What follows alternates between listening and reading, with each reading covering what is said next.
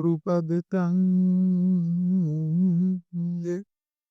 कृपा सिंधु नररूप हरि महामोह कम कुंज जाओ सुवचन रवि कर गुरु बिनु ज्ञान न उपजै गुरु बिनु मिलै न भेव गुरु बिनु संशय ना मिटे। जय जय जय गुरुदेव। बोलिए प्रेम से श्री सद्गुरु महाराज की जय। परमाराध्य गुरुदेव के पावन श्री चरणों में कोटिशः नमन। आदरणीय धर्म प्रेमी सज्जनों, माताओं, बहनों तथा प्यारे बच्चों, आज बड़ा ही पवित्र दिन है, शिवरात्रि का दिन है। आज के दिन लोग भगवान शिव की पूजा आराधना करते हैं। तो आज इस सत्संग के माध्यम से हम लोग भगवान शिव के उपदेश के संबंध में समझेंगे, भगवान शिव के संबंध में जानेंगे।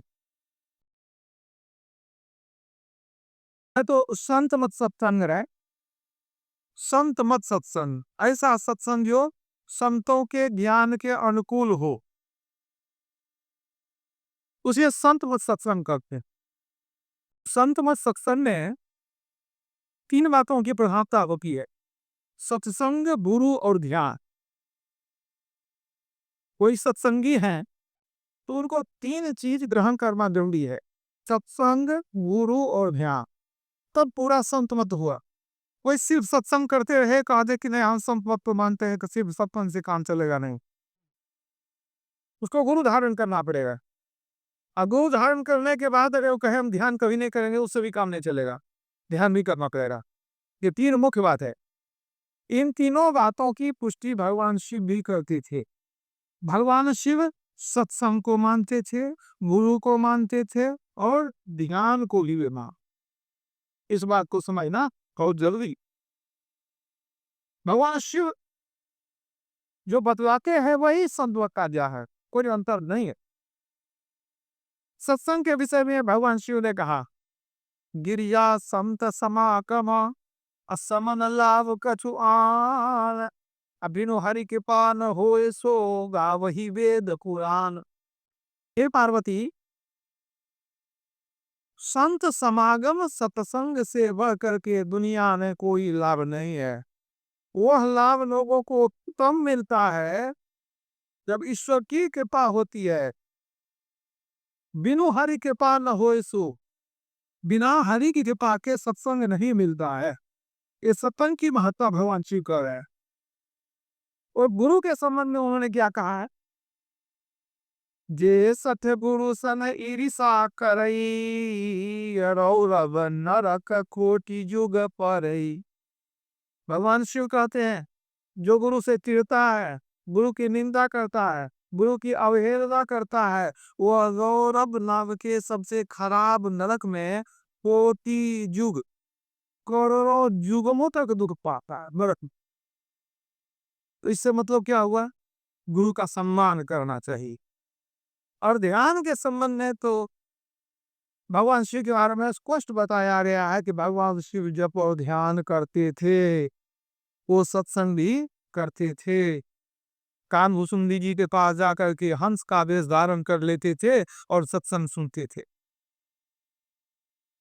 और जब ध्यान कैसे करते थे वो भगवान शिव, खूब स्पष्ट लिखा हुआ है रामचरितमानस में, मन थिर कर तब संबुध को जाना, लगे करन रघुनायक ध्याना। मन को स्थिर करके भगवान राम का और ध्यान करते थे। तब शिवती सर नयन उघारा, अचित बत काम भय उजरी छारा। भगवान शिव ने ध्यान करके तीसरा नेत्र खोला। वो तीसरा नेत्र क्या है? वो ये दिव्य दृष्टि, शिव नेत्र कहते हैं। मतलब ध्यान के द्वारा तीसरा आंख खोला। जो ध्यान करते हैं वो जो प्रकाश मंडल में करे जाते हैं, उनका तीसरा आंख खुल जाता है। तो भगवान शिव ने वही तीसरा आंख खोल करके कामदेव को भस्म कर दिया। इतनी शक्ति उनमें आ गई। मतलब बिंदु ध्यान करते थे, ज्योति ध्यान करते थे और उनको समाधि भी लगती थी। शंकर निज स्वरूप सम्हारा, लाभी समाधि अखंड अपारा। अपने स्वरूप का वो संभाल करके, मतलब चेतन को समेट करके वो क्या करते थे, समाधि में चले जाते थे। अखंड अपार समाधि में चले जाते थे। शरीर का ज्ञान उनका खत्म हो जाता था, इसी को समाधि कहते हैं। अंदर में परमात्मा के ज्योति और नाद के आनंद में मन लय हो जाता है, बाहर का ज्ञान नहीं रहता, इसी को समाधि कहते हैं। तो भगवान शिव सत्संग करते थे, गुरु की महिमा गाते थे और जब ध्यान करते थे, वो जब भी करते थे, अस कही जपन लगे हरि नामा, गई सती जहाँ प्रभु सुख धामा।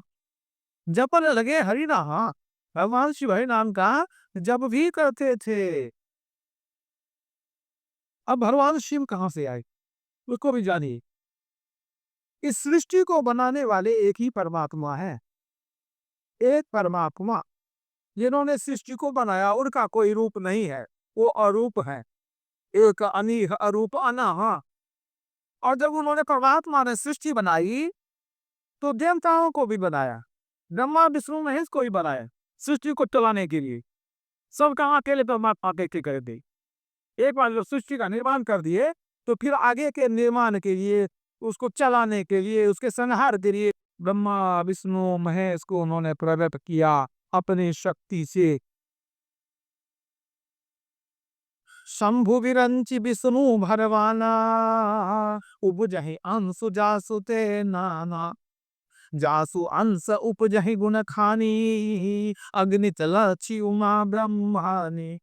राम एक बार इसमें कहा गया कि वो जो परमात्मा राम है, उस परमात्मा राम के अंश मात्र से अनेक ब्रह्मा विष्णु महेश लक्ष्मी सरस्वती पार्वती उत्पन्न होते हैं। अनेक, तो अनेक ब्रह्मा जी, भगवान विष्णु और महेश को भी परमात्मा ने उत्पन्न किया सृष्टि को चलाने में मदद करने के लिए। ब्रह्मा जी का काम है सृजन करना, भगवान विष्णु का काम है पालन करना, भगवान शिव के हाथ में दिया संहार करना। तो भगवान शिव शंकर कह सकते हैं, भगवान शंकर शंभु कह सकते हैं। और जब आप शिव कहते हैं, शिव का अर्थ होता है कल्याणकारी।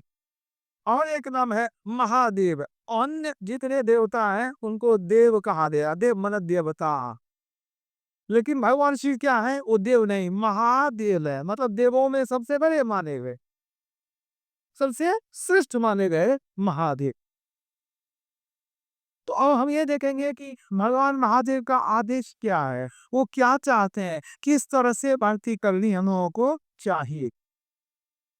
जब हम उनके उपदेश को जानेंगे, उनके ज्ञान को जानेंगे, तो हमारा कल्याण होगा। इसी तरह शिवरात्रि का समय था, मंदिरों में भक्तों की बड़ी भीड़ लगी हुई थी, मंदिरों में भक्तों की बड़ी भीड़ लगी हुई थी। माता पार्वती ने जब देखा कि हजारों लोगों की भीड़ मंदिर में जाकर के सब पूजा अर्चना करना, तो उन्होंने भगवान शिव को कहा,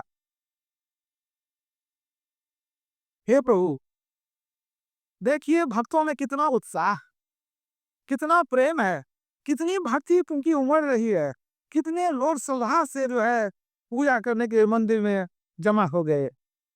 लेकिन बहु मन में एक शंका उत्पन्न हो जाती है, इतनी भक्ति, इतना उत्साह, सब कुछ होते हुए भी देखते हैं कि भक्तों का कल्याण नहीं हो रहा है, उनका उद्धार नहीं हो रहा, उनके दुख कम नहीं हो रहे हैं। क्या कारण है? उनका कल्याण नहीं हो रहा, इतनी भक्ति करने के बावजूद कल्याण नहीं हो रहा। भगवान शिव मुस्कुराने लगे, कहा, देखती है इतना भीड़ तो क्या समझ कि ये लोग भक्त है, कहा हम तो दौड़ते हैं, सभी भक्त हैं। सब खाली पेट सुबह सुबह एकदम स्नान करके सब हाथ से कहाँ पे जा रहे हैं। कहा, देखो इन लोगों की भक्ति सब दिखावा है, इनमें बनावटीपन है, इनके अंदर सरलता नहीं है, सभा नहीं है, पवित्रता नहीं है, ये सब पाखंड है। ये लोग दिखाते बहुत हैं, लेकिन इन लोगों का किसी का मन पवित्र नहीं है, सरल नहीं है, सब में छल कपट भरा है, इनकी भक्ति भक्ति ही नहीं है, कैसे जीव का कल्याण होगा? माता पार्वती ने कहा कि प्रभु हमको तो ऐसा लगता नहीं है, लोगों में देखते हैं कितना जोश, कितना वो नारा लगा रहे हैं, कितनी भीड़ है, तो हमको नहीं लगता है कि ये सब दिखावा है, बराबरीपन है, चाहे इन लोगों का मन पवित्र नहीं है, सरल नहीं है, मन साफ नहीं है, हमको तो ऐसा नहीं लगता है। भगवान शिव ने कहा तो तुम क्या चाहती है, प्रमाण देखेगी इसका? का हर कुछ देखते तो विश्वास होता, हमको सोचते हैं भाई सलाह लोगों में, हमको तो एक ही लगता। भगवान शिव ने लीला किया, उन्होंने कहा तो चलो हम लोग चलते हैं, धरती पर चलते हैं, मंदिर के बाद चलते हैं, वहीं जाके पता चलेगा। उन्होंने कहा देखो, मैं एक बीमार कोढ़ी व्यक्ति का रूप धारण कर लेता, और तुम तो सुंदरी हुई, पार्वती सुंदरी थी, आपने एकदम कोढ़ी शरीर में पूरा घाव, बूढ़ा बीमार रूप बना लिए, और दोनों पति पत्नी आके मंदिर के बगल में बैठ गए कि यहाँ बैठेंगे तो बाकी लोग आएंगे तो हमको भी कुछ देंगे, देखेंगे लोगों को क्या सदा। वो दोनों बैठ रहे, अब जितने लोग आते थे, अब सब पार्वती के सुंदरता के पिपातु, सब उनको देखने में, और जब भगवान में आधे पर नजर पड़ जाए तो मुंह घुमा के उधर चला कर, कि कोढ़ी बीमार आदमी कौन देखेगा। इतना ही नहीं, लोग जो आवे, तो कोई आवे तो भगवान शिव के आगे में थोड़ा बहुत दो चार पैसा रख दे, अब माता पार्वती के आगे में सब बेसी पैसा चाह रहे, सब उन्हीं को दे। इतना ही नहीं, अब कितने ऐसे लोग जो सुंदरता देखने के चक्कर में पूजा छोड़ करके अब वही उनको नहीं आता है माता पार्वती। अब एक दो लोग आ गए वहां, तो कहते एक ऐसा आदमी आया पार्वती के पास, कहते हैं क्या पौड़ी के पीछे तू अपना जीवन बर्बाद करती है, अपना जीवन नहीं देखती है, इसके पीछे जीवन काहे बर्बाद करती है? माता पार्वती को बड़ा दुख हुआ, कहती है प्रभु यहाँ लोग तो बड़ा विचित्र लोग हैं, खुद तो सोचे थे मंदिर में भीड़ लगती है भक्तों की, और इन लोग को देख के आए हैं भर्ती करने, तो इनका मन होना चाहिए भर्ती में, आपकी पूजा करने आए हैं तो पूजा में मन करना चाहिए। कहा भी क्या देखिए अभी देखते हम लोग, उधर से एक आदमी आया, कहता है तू तो बहुत सुंदरी है, ई रोगी को तू छोड़ देगी तो तुमको हम, तू चलेगी मेरे का हम रानी बना कर रखेंगे। अब जैसे कह दिया जी कोकोड़ी को छोड़ दो, हमसे विवाह कर लो, तुमको रानी बना के रख देंगे रखेंगे। और तो पार्वती का हृदय टूट गया, कहते प्रभु अब हम एक मिनट नहीं रहेंगे, आपका अपमान बर्दाश्त नहीं होगा। अब हमको ये देखिए कैसा तो गाली हमको दे रहा है ना, कि अपने पति को छोड़ के हम उसके पीछे चले जाए, अब हम नहीं रहेंगे, हम चलते। चलिए प्रभु हम देख लिए आप तो पैसे से देख लिए, कहा अभी नहीं देखिए थोड़ा सा और देख, रोक दिए तो रुक ही पार्वती, तो ज्यादातर लोग ऐसा ही आ गए, कुछ से कुछ मतलब कि बात बोल करके चले जाए वहां से, कुछ अनुचित बात बोल करके चले जाए। अंत में एक गरीब आदमी आया, वो आया सबसे पहले तो माता पार्वती को प्रणाम किया, कहा माँ आप धन्य हैं, ये बीमार पति की सेवा करते हैं, आप धन्य हैं, आप कैसे महान स्त्री जो है हमारे लिए पूजनीय है, दोनों को प्रणाम किया। तो कहता माँ इनके घाव पर बहुत मक्खी लग रही है, आप कहिएगा तो जरा इनको हम घाव साफ करके पट्टी कर दें। क्या कर दो, वो बेचारा घाव को साफ करके अपना गमछी उनको लपेट दिया। आता वो कहता माँ हमारे पास कुछ है नहीं, अंगनी नहीं है, हम सत्तू लाए हैं, थोड़ा सत्तू आप भी खा लीजिए, आखिर को ही दे दीजिए। तो सत्तू और पानी जो है वहां पर दे दिया, आप प्रणाम करके दोनों को मंदिर में वो चला गया। भगवान शिव ने कहा अब चल सकती है, अब हो गया। अब जो देखना था पूरा देख ली, इतनी भीड़, लेकिन किसी का मन पवित्र नहीं, सबके मन में छल कपट विकार पाखंड बनावटीपन दिखावा, किसी का मन में प्रभु नहीं है।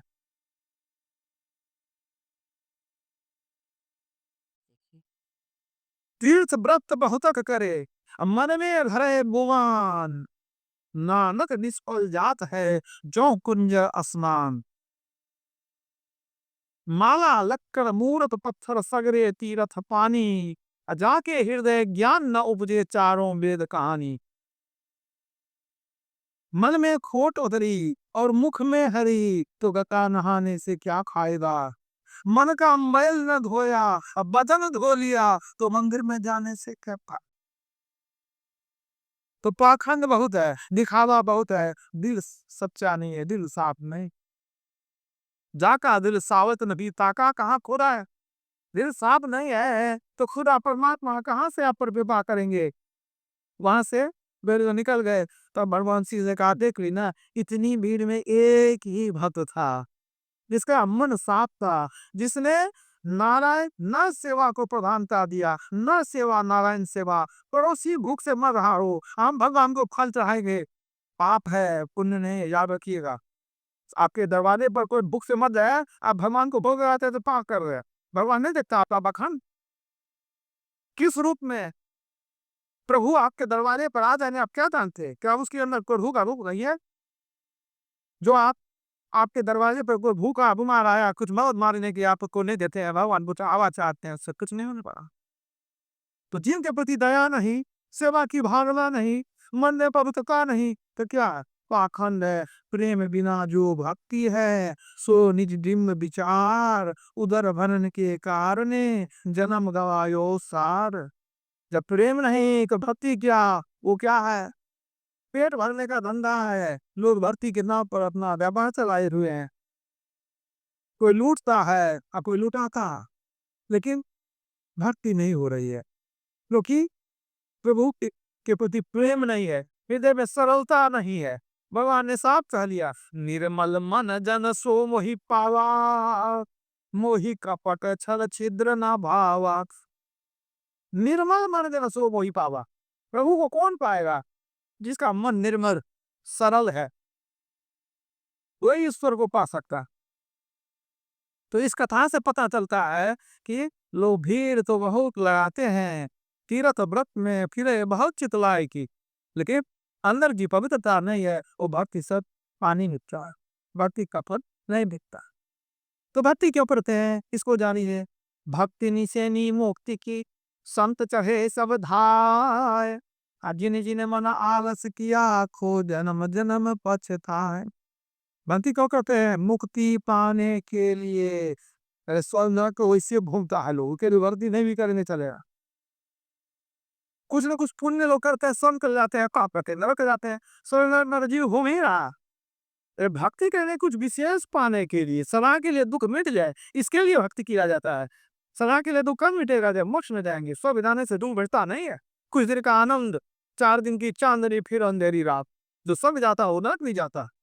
एक मोक्ष पर ऐसा है कि वहां जो जीव चला गया वो सदा के लिए सुखी। इसलिए संत भगवंत सबको ही कहते हैं मुक्ति के लिए प्रयास करो। भगवान राम ने कहा साधन धाम मोक्ष कर द्वारा। इस मनुष्य में मुक्ति का द्वार है।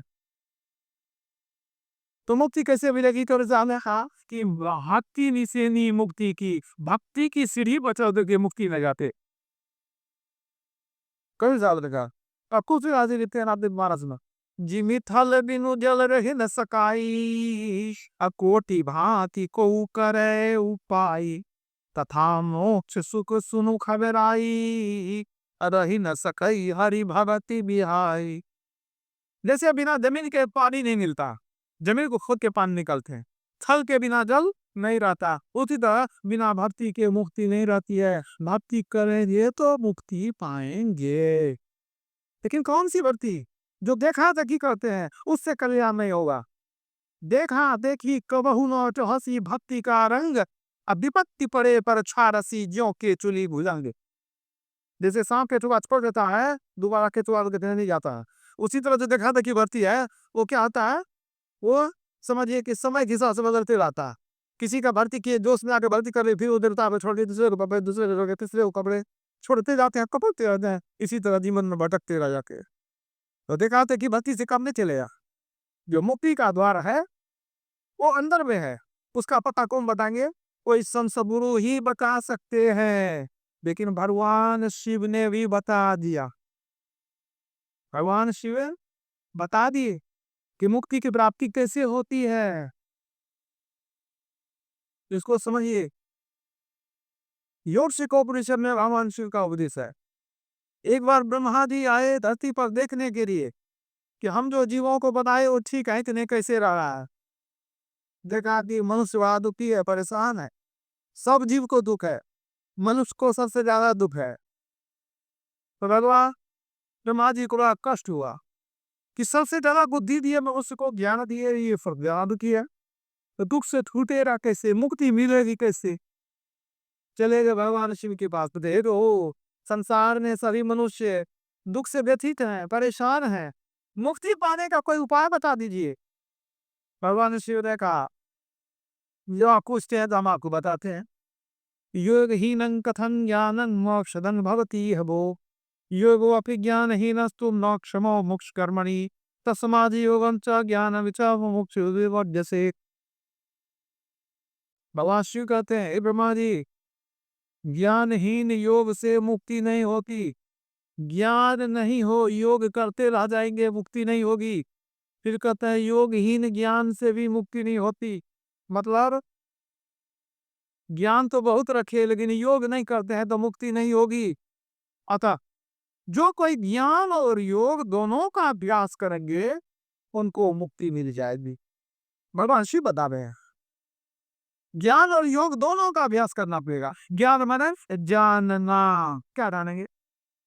जीव क्या है, परमात्मा क्या है, माया क्या है, लोक क्या है, परलोक क्या है, स्वर्ग क्या है, नरक क्या है, मोक्ष क्या है, कैसे जानेंगे? यही क्या होगा। हाँ, तो ये सब बात कहाँ जानते हैं आप? मंदिर में जाके, दिगंगा आके नहीं, सत्संग में आके। तो भगवान शिव ने क्या कहा? पहले ज्ञान माना सत्संग, ज्ञान चाहिए, और फिर क्या था? योग, योग माना जोड़ना। किसको जोड़ेंगे? आत्मा को परमात्मा में जोड़ेंगे, परमात्मा से मिलने के लिए चलना, सूरत को समेट करके ईश्वर की ओर चलना, ये है योग। योग में होता है ध्यान योग, एक हठ योग भी होता, लेकिन हठ योग सबको नहीं कर सकते। बूढ़ा नहीं कर सकता, बीमार नहीं कर सकता, बच्चा नहीं कर सकता, कमजोर नहीं कर सकता। और हठ योग कितना भी करेंगे तो याद रखिए उससे आपको आंतरिक नाद की प्राप्ति नहीं होती है, उससे नीचे के चक्र जागृत होते हैं। प्रकाश और शब्द की प्राप्ति हठ योग के द्वारा नहीं होती है। इसलिए भगवान कृष्ण ने गीता के छठे अध्याय में कहा ध्यान योग करो। तो भगवान शिव ने क्या कहा? ज्ञान और योग से मुक्ति होगी। तो ज्ञान का अर्थ है सत्संग के में जाकर के सीखना, समझना। योग मतलब ध्यान योग। तो भगवान शिव का संकेत है कि जो सत्संग करेंगे, अभियान योग करेंगे, उनको मुक्ति मिलेगी। माना ध्यान और सत्संग, ज्ञान और ध्यान। सत्संग से ज्ञान मिला और गुरु से ध्यान मिला, तो ज्ञान और ध्यान दोनों को पकड़ेंगे तब मुक्ति मिलेगी। यही बात जो भगवान शिव ने समझाया, संत लोग यही बात करते। भगवान बुद्ध की वाणी है, धम्म पद में आप पढ़ सकते हैं। नत्ति झानन अपम यस पैया नति अधाय तो यम ही झानन चौ पैया चौ शब्दे निब्बान संति के।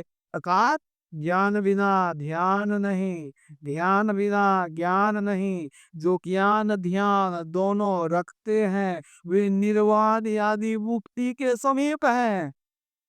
भगवान को भी वही कहते हैं कि जो ज्ञान और ध्यान योग इसको पकड़ लेते हैं उनको मुक्ति मिलती है। यही बात सभी संतों ने कही है।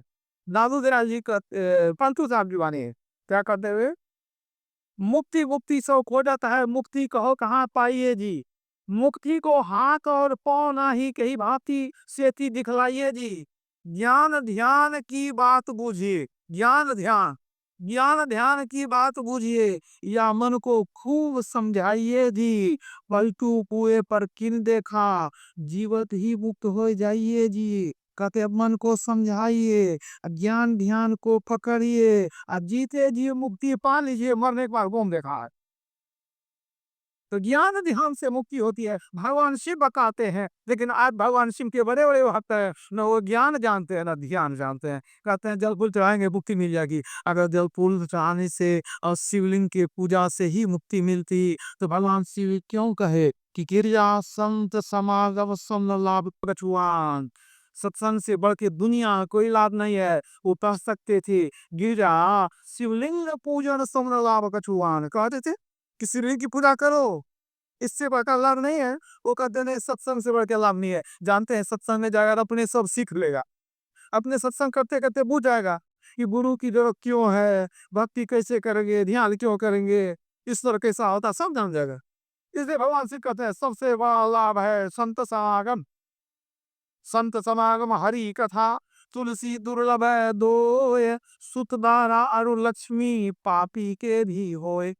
धान पुत्र बेटा तो पापी को भी हो जाता, लेकिन सत्संग मिलना, हरि कथा सुनना सबको नहीं होता। जिसका कई जन्म का पुण्य वही सत्संग में आता है, उसी को सत्संग मिलता।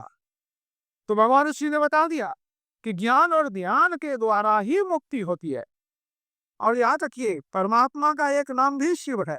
जैसे परमात्मा का एक नाम राम है, रमंती राम, जो कनकन में रमन करे, जो परमात्मा कनकन में घुसा हुआ है वो राम है। इसी तरह परमात्मा का नाम शिव भी है, वो परमात्मा ही शिव है। शिव का अर्थ कल्याणकारी, उस परमात्मा से बढ़ के कल्याणकारी कोई नहीं। परमात्मा मिल गए, जन्म मरण का चक्र छूट गया, सारे दुश्मन। तो परमात्मा ही शिव है। परमात्मा जैसे राम बन के आते हैं, शिव बनता, सभी रूपों में वही। आप कहते हैं कि नहीं ये अंगूठी है, ये बाला है, ये हार है, लेकिन वास्तव में सब सोना ही ना है। अंगूठी कहिए, बाला कहिए, हार कहिए, है तो सोना। तो राम कहिए, कृष्ण कहिए, शिव कहिए, वो तो परमात्मा के ही अंश है। तो परमात्मा ही है शिव। इसलिए असल परमात्मा शिव को जानिए। उस शिव को जो जान गया तो उसका धर्म छूट जाएगा। असल में वो परमात्मा ही शिव है। उस शिव को जान लिए तो सबको जान गए। वो शिव कैसे मिलेंगे? आपको मंदिरों में भटकने से नहीं मिलेगा। कहते हैं जवान दसनों उपनिषद में आया है, तीर्थे दाने जपे यज्ञे काष्ठे पाषाण के सदा, शिवं पश्यति मूढ़ा पाश्चिरे देहे प्रतिष्ठिके।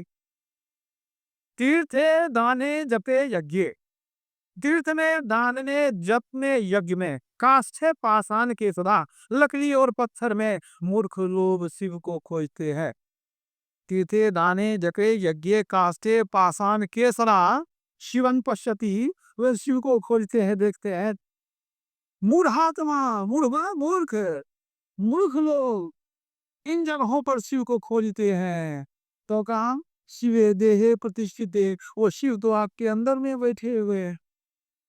अगर कहिएगा कैसे वो शिव हम मानेंगे कि अंदर बैठे हैं? जिस दिन वो शिव निकल जाता है उस दिन ये शरीर, शरीर क्या होता है? शिव में से हर्षिका हटा दीजिए, क्या बचा? सब। वो शिव निकल जाएगा तब सब हो जाएगा, सब मुर्दा। शिव निकल गया, मुर्दा हो गया, अब सब हो गए। वो शिव आपके अंदर में है, ये जानिए आप। तो वो शिव आपके भीतर में है, उपनिषद में आया। तो आप कहेंगे कि किस रूप में है, किस रूप में है? तो कौन है? योर शिव को उपनिषद में बतलाया गया वो शिव आपके अंदर में कैसे है। बिंदुनाग महालिंगन शिव शक्ति निकेतनम, देहन शिवालयन प्रोतन सिद्धिदं देहिनाम। बिंदुनाथ महालिंग है, शिव शक्ति का घर है। इस देह को शिवालय कहते हैं, इसी में सो को सिद्धि मिलती है। मतलब इस शरीर के अंदर में बिंदु रूप जो है माता पार्वती है, नाद रूप में भगवान शिव है अंदर में। जिनको अंदर में प्रकाश मिल गया वो समझिए कि वो पार्वती को जान गए। और जो शिव मिल गए, आप क्या कहते हैं, संत मिल गए आपको, तो आप भगवान शिव को भी जान गए। इसके लिए क्या करना पड़ेगा? आपको अंदर चलना पड़ेगा ध्यान के द्वारा। आपको जागृत स्वप्न सुसुप्ति इससे ऊपर तुरीयावस्था में जाना पड़ेगा, तब शिव को जानेंगे। अभी शिव को किसे जानेंगे? नहीं जान पाएंगे। मलुराज ने कहा तीनों दशा विसारी के चौथा पद पाया। तीनों दशा विसार के, जागृत स्वप्न सुसुप्ति, इन तीनों को हमने छोड़ दिया तो हमसे चौथा में तुरीयावस्था का को ज्ञान में प्रकाश मंडल। तीनों दशा विसार के चौथा पर पाया और शिव नगरी आसन किया, शून्य ध्यान लगाया। जब शून्य ध्यान किया तो तीन अवस्था से ऊपर उठ के चौथे में चले गए। तो शिव नगरी आसन किया, शिव नगरी में हमारा आसन हो गया, शिव से भेंट हो गई, शिव को हम पानी बलुदार भी करते अंदर शिव को पाया जाता।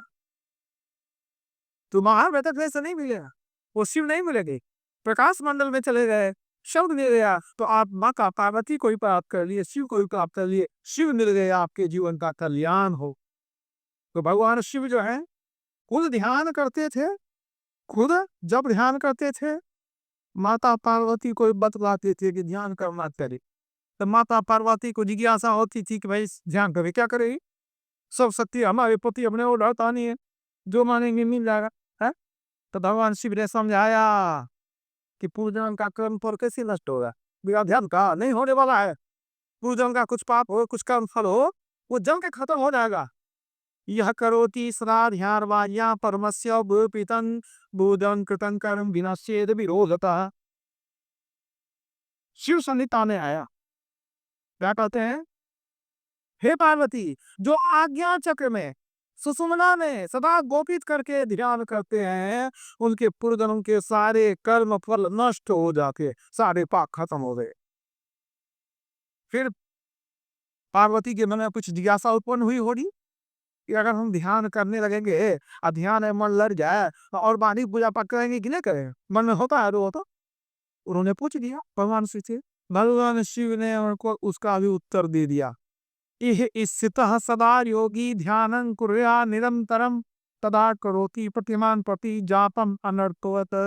ये पार्वती, अगर ध्यान में मन लग जाए, अगर ध्यान ठीक से होने लग जाए, ठीक है, योग की क्रिया में मन लग जाए, तब क्या होगा, उस ध्यान के बाद जप करना या मूर्ति का पूजन करना अनर्थ के समान व्यर्थ है, अनर्थ बेकार है। यही स्थितः सदा योगी ध्यान कुर्या निरंतर, अगर सदा ध्यान में मन लग गया हो, रात होती प्रतिभा को दी ज्यादा मानव हो, तो जाप की भी जरूरत नहीं है, बाहरी प्रतिमा पूरा अनंत है, बेकार है। अब बताइए, शिवलिंग की तो एक प्रतिमा है ना, मूर्ति है, भगवान शिव का जगह ध्यान रखे होली, तो इसकी कोई जरूरत नहीं है। अब क्यों जरूरत नहीं है, अगर विचार कीजिए, कोई आदमी कॉलेज में नाम लिखा लिया, ठीक है, मान लीजिए बैठे बैठे लाके पास कर दिया, कोई नाम लिखा लिया, क्या उसके लिए वो किताब जरूरी है, बस से अनार आज से हम, फोटो थोड़ा बढ़िया आता है उसमें, उसकी कोई जरूरत है। अगर वो कोई कात में लेकर भी घूमते रहे, नहीं भैया मूर्ति है, फोटो है, एकदम कितना बढ़िया लाल लाल फोटो है अनार का, हमने तो इसको, तो लोग क्या कहेगा, मूर्ख कहेगा ना। तो वही तो कभी अनर्थ कर रहा है तू। अरे कोई कॉलेज में हो गया थी, वो से हाँ किताब भी रखे साथ में, नहीं बढ़िया लगता कि ये मंद बुद्धि है, इसके इसकी बुद्धि कम है, इसको इलाज कराओ, है कि नहीं। तो वही कहते हैं अनर्थ कर रहा है, कहेगा ना कोई अनर्थ कर रहा है, वही बात भगवान शिव कहते हैं कि ध्यान करने में लग गया हो, तो अभी सब काम तो मैं क्या करेगा, वो ध्यान में दो नहीं लगे थे तो खाती थी, है कि नहीं। ना मामू थाकले काना मामू भागो, बंगला में कहावत, मामा नहीं हो तो कहना मामा भी ठीक है। अब कुछ नहीं करते हैं तो कुछ करते हैं, मोती की तो नहीं करते हैं। अच्छा वो जान रहे कि नहीं बहुत आगे चलना है, इसी को पकड़ के रखेंगे तो और से अनाज पढ़ते पढ़ते जीवन बर्बाद हो जाएगा, याद रखिए। पहले पढ़े तो ठीक किए, और जीवन भर पर अगर बर्बाद हो, मतलब पहले आप मूर्ति पूजा करते थे ठीक है, लेकिन अगर जीवन में वही किए तो जीवन बर्बाद हो गया, मुक्ति की प्राप्ति आपको होने वाली नहीं है। तो भगवान शिव ने उपदेश दे दिया कि ध्यान करने से सारे पाप का नष्ट हो जाएंगे। भगवान शिव खुद ध्यान करते थे, दूसरों को ध्यान का उपदेश देते थे। यह है असली भक्ति, यह है शिव की भक्ति, शिव के आदेश का पालन करेंगे तो हमें शिव की भक्ति होगी। देखिए, किसी भी आप इष्ट की भक्ति करते हैं तो उनके आज्ञा का पालन कीजिए। भक्ति का अर्थ है सेवा, भज धातु में कृतज्ञ प्रत्यय लगाने से भक्ति शब्द बनता है, जिसका अर्थ है सेवा। मान ली शिव की आप भक्ति करना चाहते हैं तो शिव की सेवा हुई, तो सेवा भक्ति कैसे होगी, आज्ञा समन सुसाहिब सेवा, जो आज्ञा हो उसका पालन करना चाहिए। आज्ञा का पालन नहीं करेंगे, अजल कुल चाहेंगे कुछ नहीं होगा। राम की आप चाहते हैं राम का भक्त कहने के लिए, तो राम का उपदेश पढ़िए, क्या क्या बताते हैं वो करने के लिए, राम पढ़ने उपदेश दे के गए हैं, पढ़िए बात भक्ति। भगवान कृष्ण के भक्त है तो गीता को पढ़ के देखिए वो क्या क्या कहते हैं, वो कीजिए, तो आप कृष्ण के भक्त हैं। भगवान शिव की भक्ति करना चाहते हैं, शिव संहिता पढ़िए, रामायण पढ़िए, भगवान शिव क्या चाहते हैं क्या कहते हैं करने वो करिए। आज्ञा मानिएगा नहीं है तो ये गजब बुद्ध आदि अब भक्त हो गए, वो भक्त नहीं हो पा वैसे। आप देखिए, भगवान शिव के सबसे बड़े भक्त कौन हो? रावण। कैसे? और वो तो जब पूरा धतूरा कहा था, वो तो माँ का सिर काट रहा था, उससे वहां को बचुआ, लेकिन बेचारा बेमौत मारा गया। अब देखिए, भगवान शिव जिस राम की आराधना करते हैं और राम जिस शिव की आराधना करते हैं, वही राम मार दिए रावण को। अगर मारने लगे तो भगवान शिव को आके बचाना चाहिए ना, ये हमारा शिष्य है, सबसे बेसी बड़ा भक्त है, इसको छोड़ दीजिए कम से कम। भगवान शिव जानते थे ये चरित्रहीन है, ये दुष्ट है, ये भक्ति के नाम पर ढूंढ रहता है, पाखंड करता है, दिल इसका साफ नहीं है, ये हमारी आज्ञा का पालन नहीं करता। सिर का चढ़ाने से क्या होगा? वही तो एक भंग, एक तो ढोंग पाखंड चल रहा, सबको कर्म कर लीजिए, बड्डे भी जाके चढ़ावा चढ़ा दीजिए। रावण नहीं करता था, सिर काट के चढ़ा दिया, सबको कर्म करता था। भगवान शिव ने कहा, साधु अवज्ञा तुरत भवानी, ये कर कल्याण अखिल कै हानि। हे भवानी, जो साधु का अपमान करता है वो अपने कल्याण का नाश कर लेता है, उसके जीवन में मंगल नहीं होता है। मतलब भगवान शिव क्या कहते हैं? साधु संतों का सम्मान करो, अपमान नहीं करो। रावण क्या करता था? साधु संतों का अपमान करता था। इतना ही नहीं, वो उनके रावण के राज में जो ऋषि मुनि रहते थे जंगल में, वो भेजता था, जाओ कर्म मन करके लो, हमारे राज में रहता, लकड़ी जल फूल का प्रयोग करता है कि नहीं? फल वगैरह खाता है, जन्नत से हमारे राज में रहता है, पानी पीता है, पेड़ का लकड़ी का होता है, जलावन यज्ञ का होता है, तो उससे मानो कुछ देना पड़ेगा उसको कर के रूप में। और साधु को क्या देंगे? जन्नत में रहने परमात्मा क्या रखते हैं देंगे? इतना दुष्ट नारा हुआ कि साधु संतों के शरीर से खून निकाल कर के लेता था कर के रूप में। तो साधु संतों को कितना सताया, मतलब भगवान शिव का भक्त तो है, भगवान शिव की आज्ञा को नहीं मानते हैं, वो कहते हैं साधु संतों की सेवा करो। भगवान शिव साधु संतों का आदर करते थे, ऋषि मुनि का आदर करते थे, और उनका शिष्य वो होकर के रावण साधु महात्मा का आदर करता था। नतीजा तो बहुत बहुत बुरा हो गया ना नतीजा। तो आज्ञा का पालन होना चाहिए, मन में सरलता होना चाहिए, छल कपट छोड़ के भक्ति करनी चाहिए, तब भक्ति फलित होती है। एक छोटा सा प्रसंग सुनाता हूँ शिव पुराण का, भगवान शिव से ही संबंधित, कि भगवान शिव देते हैं तो बहुत कुछ देते हैं, और कहीं कुपित हो गए तो लेते हैं, दसों ले भी देते हैं। समझ लीजिए, यदि आप सबसे सरल हृदय हैं, भगवान शिव आपकी रक्षा करेंगे, आपको देंगे।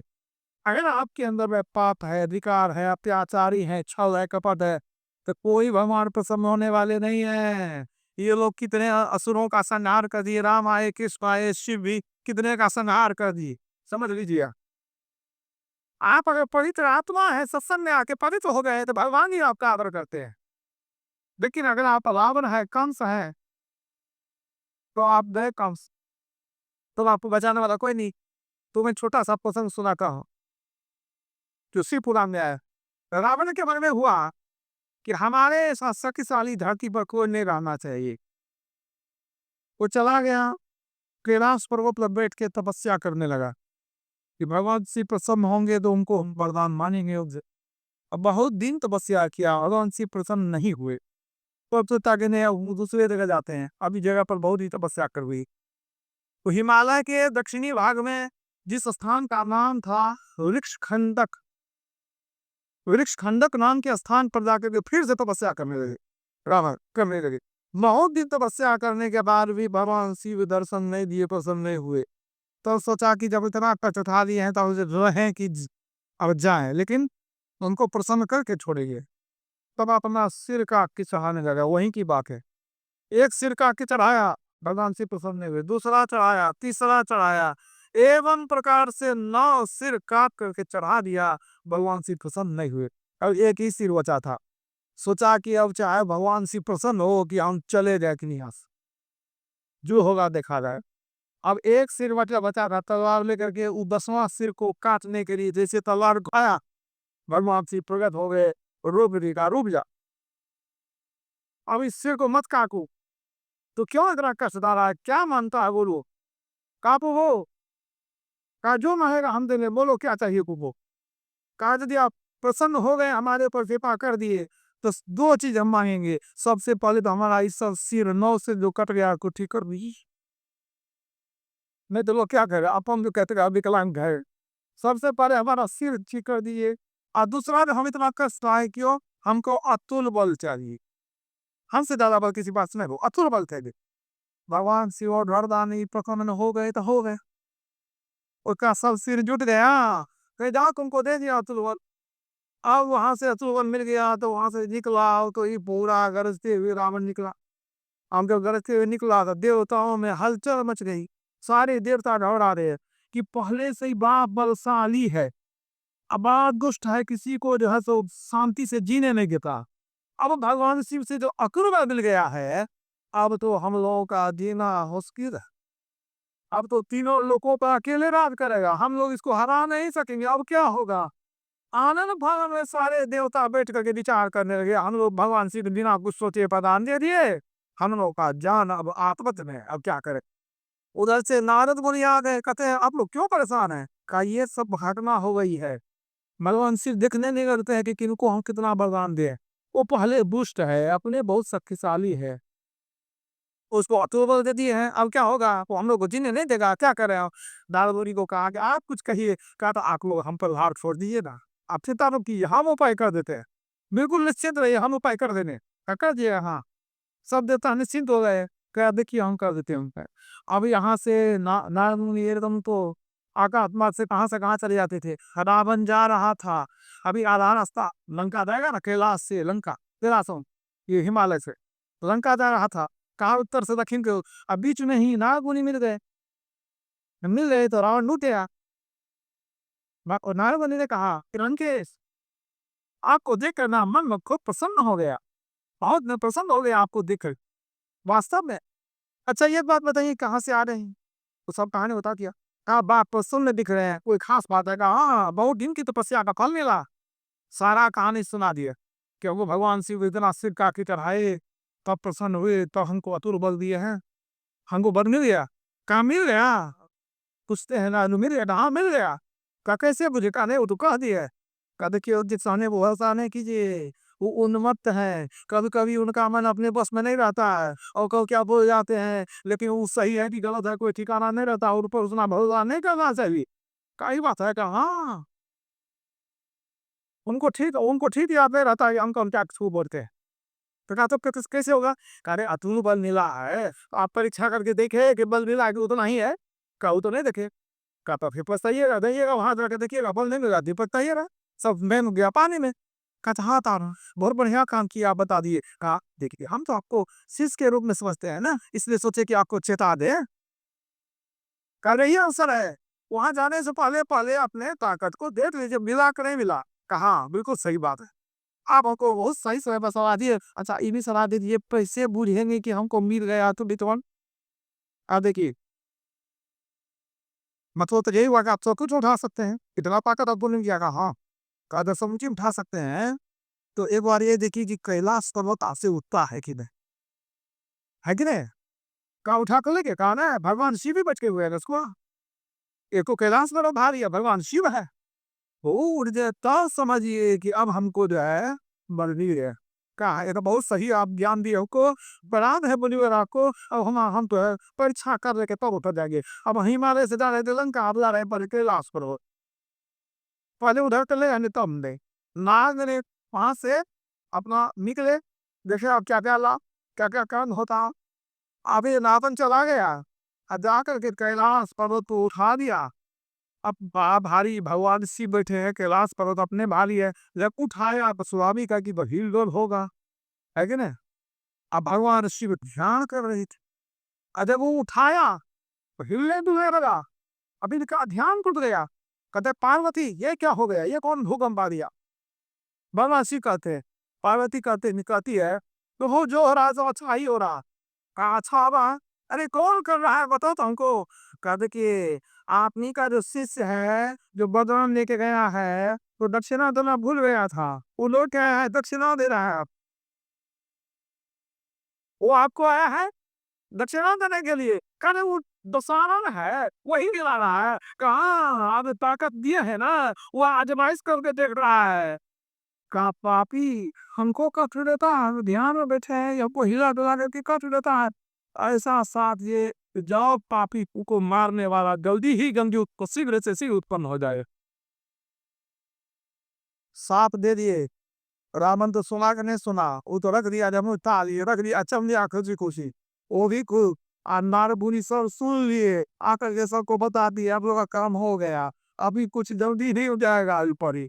मतलब इनको मारने वाले राम का अवतार शीघ्र हो जाएगा। साप मिल गया तो भगवान शिव ने प्रसन्न होकर के वरदान दिया, तो वरदान को छोटा दिया, भाई शक्ति मिल जाएगी, यही ना दिया है।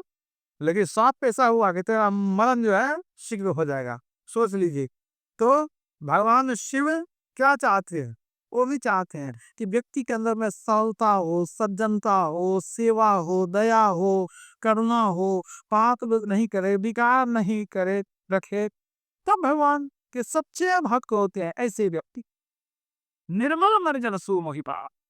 तो आप अगर पवित्र आत्मा है, दुराचारी है, छल कपट छोड़ करके भक्ति करते हैं, तो आपसे सब देवी देवता प्रसन्न है। और याद रखिए, यदि आप एक ईश्वर की भक्ति कर रहे, सबकी भक्ति उसी में हो जाती है। सारे देवी देवता आप प्रसन्न, एक परम पिता की भक्ति हो गए, तो भगवान शिव भी बुझ रहे हैं कि हमारे पिता जो है परम पिता, उनकी भक्ति कर रहे हैं।